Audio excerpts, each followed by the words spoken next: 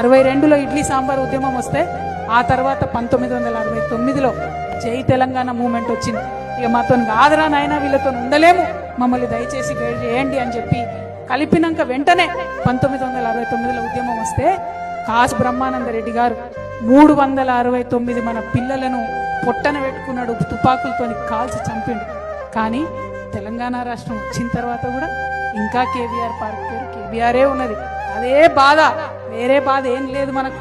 మనని గుర్తించిరా, మనకు పదవి వచ్చిందా, పైసలు వచ్చిందా, రెండోది ఎందుకు బాధపడుతున్నాం ఇవాళ అంటే, ఏ అంశాల కోసమైతే కొట్లాడినామో, ఏ గౌరవం కోసమైతే కొట్లాడినామో, ఏ చేదు గుర్తులైతే ఉండొద్దు అనుకున్నామో అవి ఇంకా మిగిలే ఉన్నాయి. అదే పెద్ద బాధ. కేశవరావు జాదవ్ గారు చనిపోతే ఎందుకు ఆయనకు అధికార లాంఛనాలతో అంత్యక్రియలు జరగలేదని అడగాల్సిన, అందులో ఎటువంటి అనుమానం లేదు. ఎవరికి జరిగినాయి అధికార లాంఛనాలతో అంత్యక్రియలు? ఆ పేర్లు నేను చెప్పదలుచుకోలేదు. చాలా మందికి జరిగినాయి, మన ప్రాంతం వాళ్ళకి కాని వాళ్ళకు కూడా అధికార లాంఛనాలతో అంత్యక్రియలు జరిగినాయి తప్పితే ఉద్యమకారులకు జరగలేదనేటటువంటి బాధ.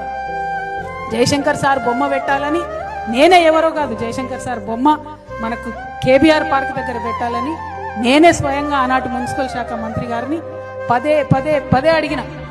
సుప్రీంకోర్టు తీర్పు అడ్డం వచ్చింది జయశంకర్ సార్ బొమ్మ పెట్టాలని. పోనీ ట్యాంక్ బండ్ మీద పెడదామని అడిగినాం, పెట్టుకోలేకపోయినాం. వేరే వాళ్ళవి ఉన్నాయి ఆడ తీస్తామని ఉద్యమంలో అనుకున్నాం, తీయకపోతే, కానీ కనీసం మనవలే పెట్టుకోలేకపోతే అనే బాధ మాత్రం ఇప్పటికి కూడా వెంటాడుతూ ఉన్నది.